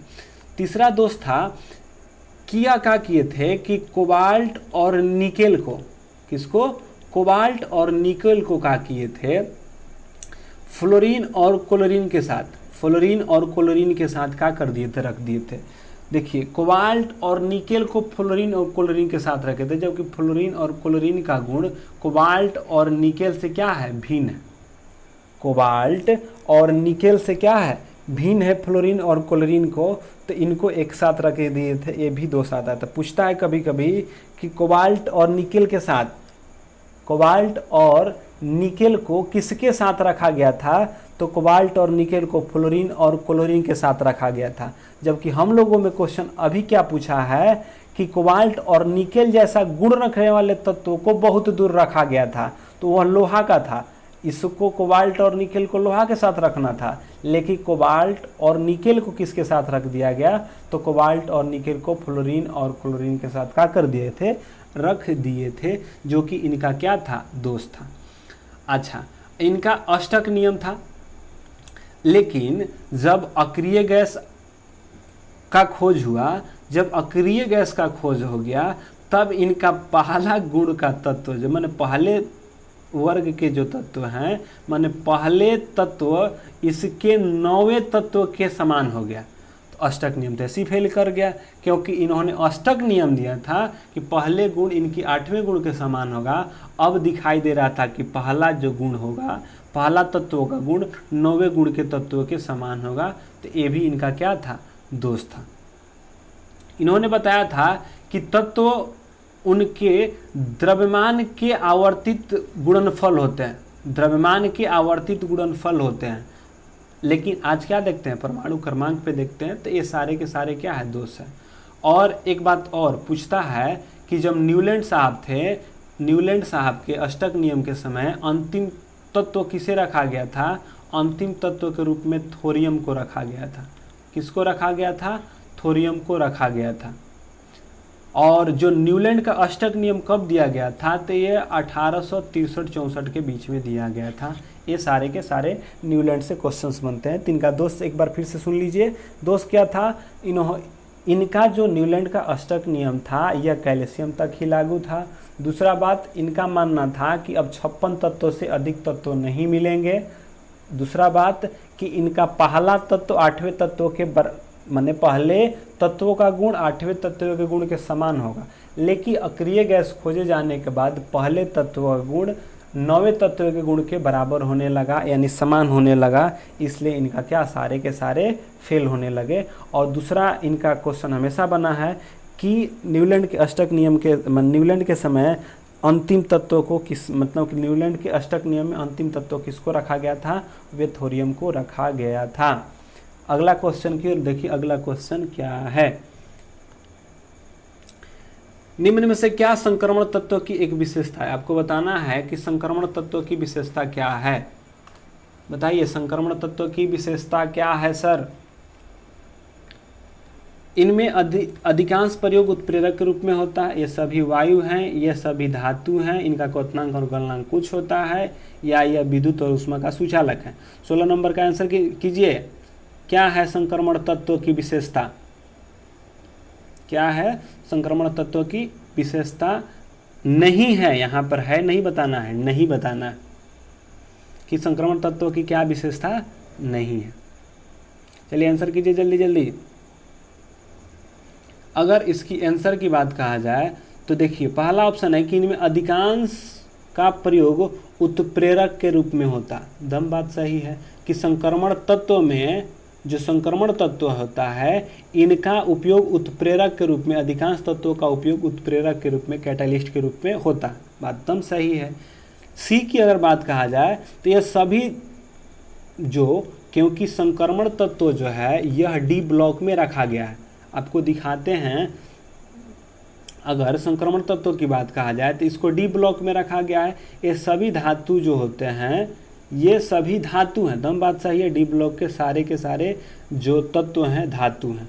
इसका क्वथनांक और गलनांक भी क्या होता है? उच्च होता। इसका क्वथनांक और गलनांक भी क्या होता है? उच्च होता है। यह ऊष्मा और विद्युत का सुचालक है, मतलब कि 1 2 1 A C D तो सही है, और बोला कि यह सभी वायु है, जो कि सारा सर क्या है? गलत है। इसलिए इसका आंसर क्या होगा? ऑप्शन नंबर बी, यानी 16 का बी नंबर क्या होगा? सही होगा। 16 का बी नंबर क्या होगा? सही होगा। अच्छा, इससे थोड़ा सा और इसमें अगर चर्चा करने की बात कहा जाए संक्रमण तत्वों की, तो एक बार थोड़ा देख लेते हैं।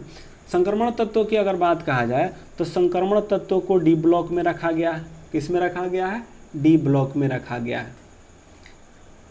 इसमें क्या किया गया है कि Ag, Zn और Cd, ठीक ना, चांदी, जस्ता और जो Cd है, इसको छोड़कर सभी जो तत्व हैं,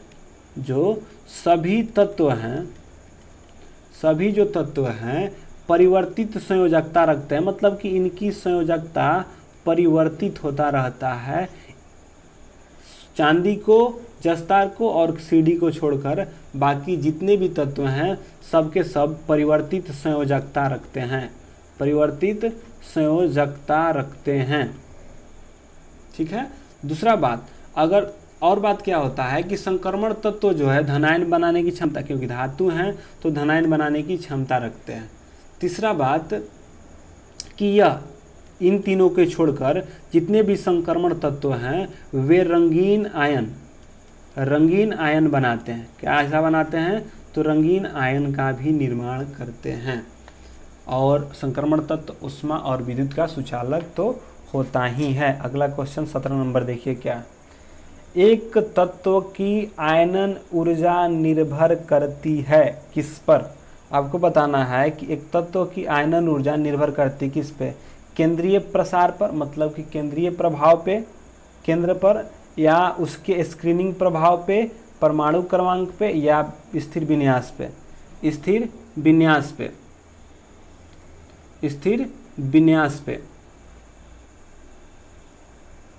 आपको बताना है कि एक तत्व की आयनन ऊर्जा किस पे निर्भर करती है, केंद्र पे, परमाणु क्रमांक पे, स्थिर विन्यास पे, या इनमें से कोई नहीं। बताइए। तो इसका आंसर होगा केंद्रीय प्रभार पे। किस पे होता है? केंद्रीय प्रभार पे होता है। एक तत्व की आयनन ऊर्जा किस पे निर्भर करती है? तो केंद्रीय प्रभार पर इसका जो है ऊर्जा करती है। आयनन ऊर्जा की अगर बात कहा जाए, 17 नंबर की अगर बात कहा जाए, तो इलेक्ट्रॉन को निकालने के लिए जो आवश्यक ऊर्जा होती है, जो इलेक्ट्रॉन है, इलेक्ट्रॉन को निकालने के लिए जो आवश्यक ऊर्जा होती है उसको आयनन ऊर्जा या आयनिक विभव या आयनन कहते हैं या एनेथैल्पी कहते हैं। नहीं समझ में आया होगा? फिर से समझिए। अच्छा देखिए क्या होता है। यह है परमाणु, इसके कक्षा में जो इलेक्ट्रॉन हैं, ऐसे कक्षा होते हैं, तो इससे जब इलेक्ट्रॉन को निकालना होता है, क्या होता है? इलेक्ट्रॉन को निकालना होता है, तो इसकी सारा जिम्मेवारी किसको होता है? केंद्र का होता है। किसका होता है? केंद्र को होता है। तो कहता है कि इलेक्ट्रॉन को निकालने के लिए, मतलब कि इस कक्षा से इलेक्ट्रॉन निकल जाए, इसके लिए जो ऊर्जा होती है, इसके लिए जो ऊर्जा चाहिए उसको हम आयनन विभव,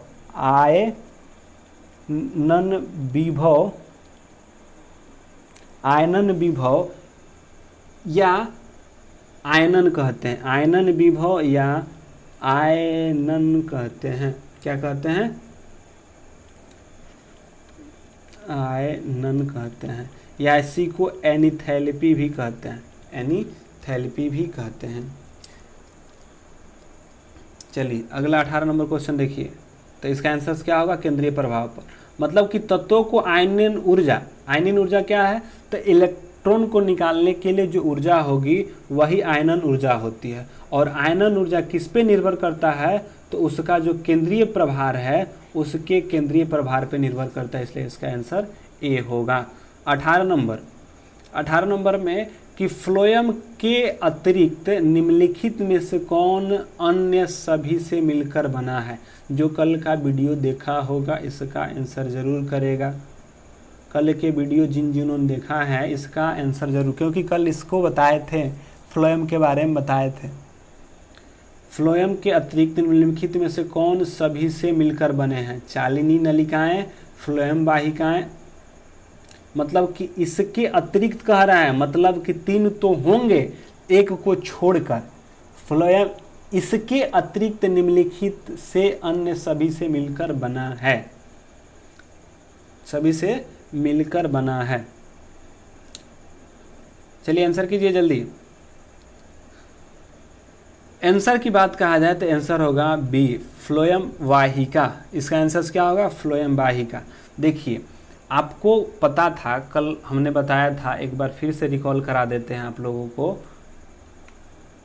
लोगों को फिर से रिकॉल करा देते हैं कि कोशिका विभाजन के आधार पे, कोशिका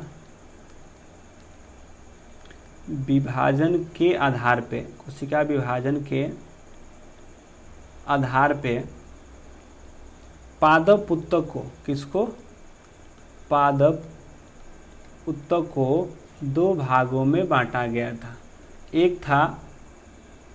दो भागों में बांटा गया था। एक था मेरिस्टेमेटिक टिश्यू, जिसको क्या बोला जाता है? Meristematic tissue. और दूसरा होता है परमानेंट टिश्यू, मतलब कि अस्थाई ऊतक। और क्या था दूसरा? विभाज्य ऊतक को 3 भागों में बांटा गया था, शीर्ष, मध्यस्थ और अंतर्वर्षीय। मतलब कि एपिकल, ठीक ना, एपिकल, लेटरल और इंटरकैलरी, ये क्या था? इसमें था। जबकि अस्थाई ऊतक को 2 भागों में बांटे थे, एक था सरल और दूसरा क्या था? जटिल था। जटिल को फिर 2 भागों में बांटे थे, एक था जाइलम और एक क्या था? फ्लोएम। जाइलम और फ्लोएम। इसी को पूछा है कि जाइलम, आपको बताए थे कि जो जटिल होता है, क्या होता है, जो जटिल होता है, जो जटिल ऊतक होता है, इसको दो भागों में बांटा गया है। एक होता है जाइलम, जाइलम को दारू कहते हैं और जाइलम जल ले जाने का कार्य करता है, जबकि फ्लोएम भोजन ले जाने का। तो एक था फ्लोएम, फ्लोएम किस क्या काची ले जाता था, तो भोजन ले जाता था। ठीक है, जाइलम में बोले ना कि जाइलम में 4 चीज़ों से मिलकर बना है, जाइलम 4 चीज़ों से मिलकर बना है। एक था वाहिनिकाएं, क्या था, वाहिनिकाएं। फिर था वाहिनिकाएं को इंग्लिश में ट्रैकिड्स बोला जाता है। क्या बोलते हैं, ट्रैकिड्स बोलते हैं, ट्रैकिड्स। और फिर थी वाहिकाएं, वाहिका, वाहिका को वेसल्स बोला जाता है, वेसल्स बोलते हैं। और फिर क्या था, जाइलम फाइबर, मतलब कि जाइलम तंतु और जाइलम पेर्निकाइमा, जाइलम तंतु और जाइलम पेर्निकाइमा, जाइलम पेर्निकाइमा, यह था जाइलम का। लेकिन क्वेश्चन आज है फ्लोएम से, तो फ्लोएम की अगर बात कहा जाए तो ये भी कितना से, 4 से मिलकर बना था। पहला क्या था, फ्लोएम में चालिनी नलिकाएं, चालिनी नलिकाएं, चालिनी नलिकाएं को ही सिव ट्यूब्स कहा जाता है, तो चालिनी नलिकाएं। दूसरा होता है सहकोशिकाएं, सहकोशिकाएं। फिर होता है फ्लोएम तंतु, फ्लोएम तंतु और फ्लोएम पेर्निकाइमा, फ्लोएम पेर्निकाइमा, पेर्निकाइमा। ये सारे के सारे क्या है, फ्लोएम के 4 सहायक है। और इसी से आज क्वेश्चन बना था कि इसके अतिरिक्त, मतलब कि फ्लोएम इसके अतिरिक्त, मतलब कि इनमें से कौन सा है जो फ्लोएम का भाग नहीं है, बाकी 3 हैं। देखिए फ्लोएम का चालिनी नलिकाएं, सहकोशिकाएं और फ्लोएम तंतु, ये तीनों के तीनों क्या हैं, भाग हैं। और एक क्या इसमें छूट रहा है, चौथा, तो है फ्लोएम पेर्निकाइमा।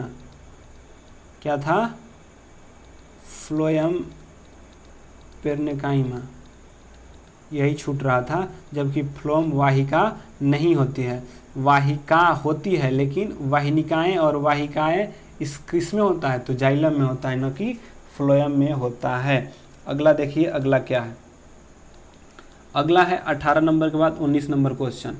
बताना है 19 नंबर क्वेश्चन कि ओरिजिन ऑफ स्पीसीज नामक पुस्तक को किसके द्वारा लिखा गया था। ओरिजिन ऑफ स्पीसीज नामक पुस्तक को किसने लिखा था। 19 का आंसर कीजिए जल्दी। Jean Baptiste de Lamarck, John Bernard Sanderson, Haldane, Charles Darwin की Carl Linnaeus. Origin of species को किसने लिखा था,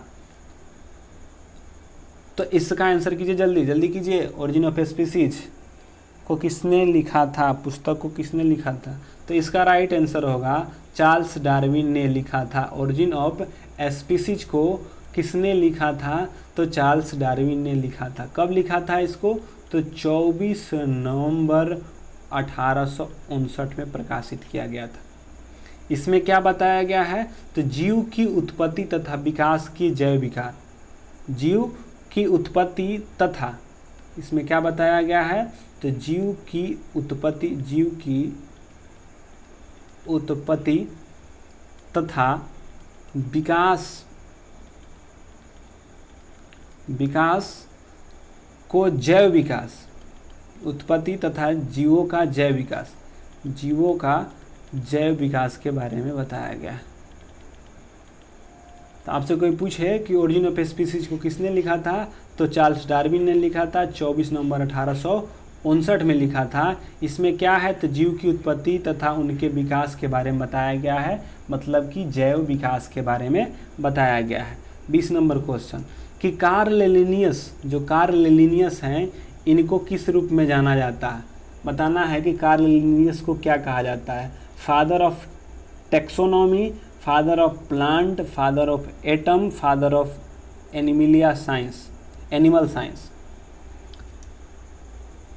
टेक्सोनॉमी मतलब कि फादर ऑफ टेक्सोनॉमी मतलब कि वर्गीकी के जन्मदाता कहा जाता है, कि पादप विज्ञान के प्लांट के फादर कहे जाते हैं, या एटम के, या फादर ऑफ एनिमल साइंस के।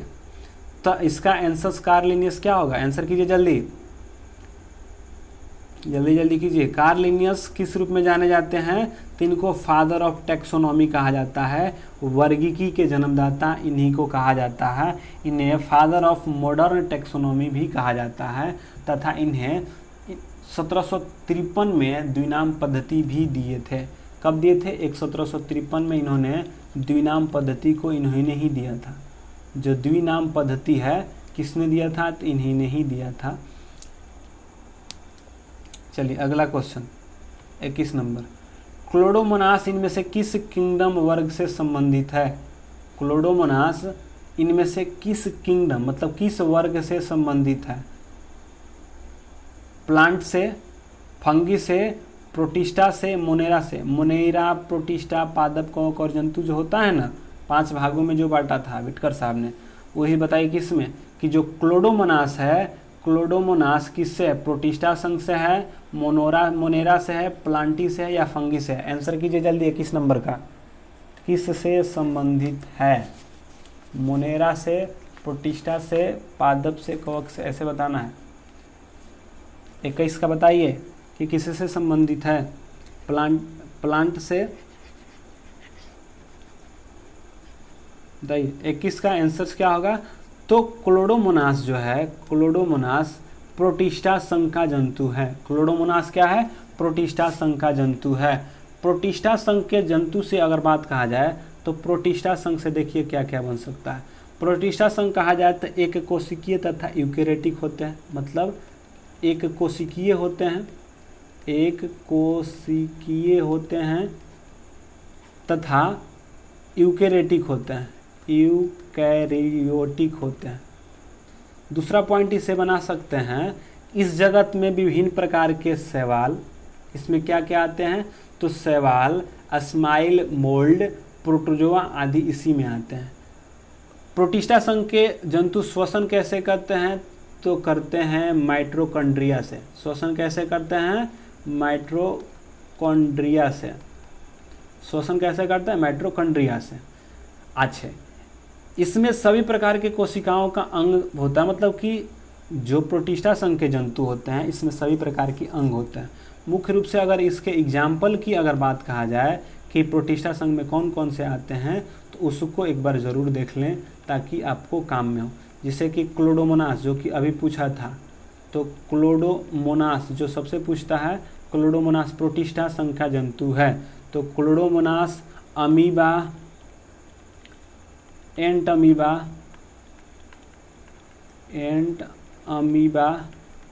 प्लाज्मोडियम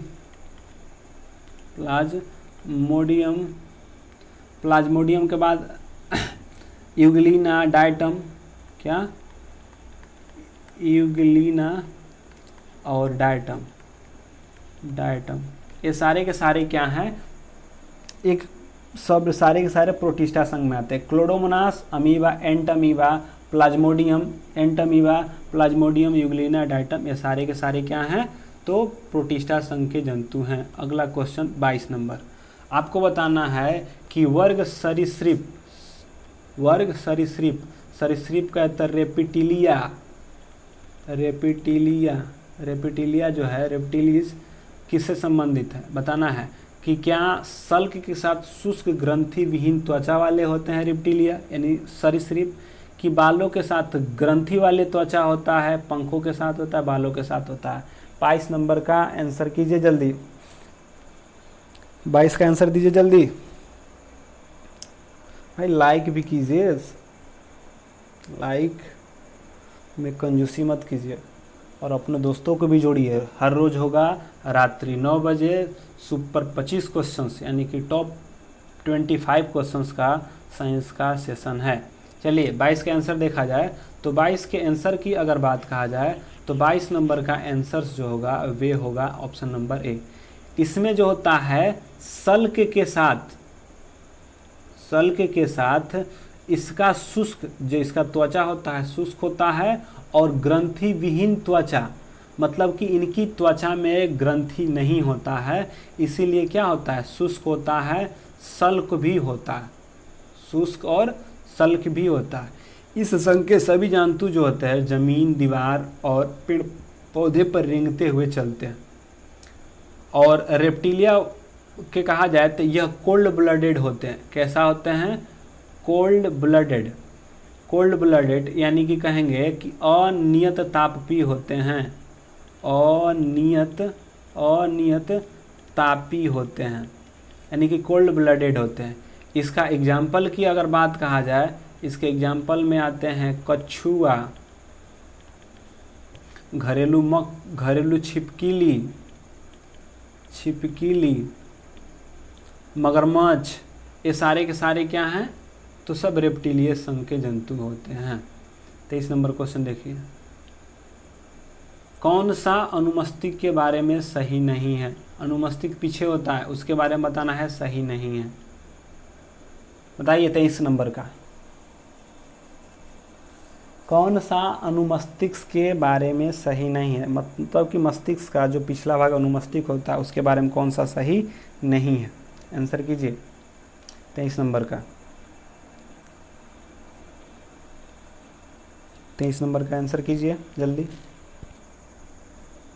चलिए देखिए, अगर आंसर की बात कहा जाए तो पहला ऑप्शन कह रहा है कि यह पाश्य मस्तिष्क का एक भाग। सही बात है कि अनुमस्तिष्क जो होता है पाश्य मस्तिष्क का भाग था, जबकि परमस्तिष्क अग्रे मतलब कि परमस्तिष्क आगे का भाग है, जबकि अनुमस्तिष्क पीछे का भाग है। ये तो बात दम सही है, इसलिए गलत नहीं है।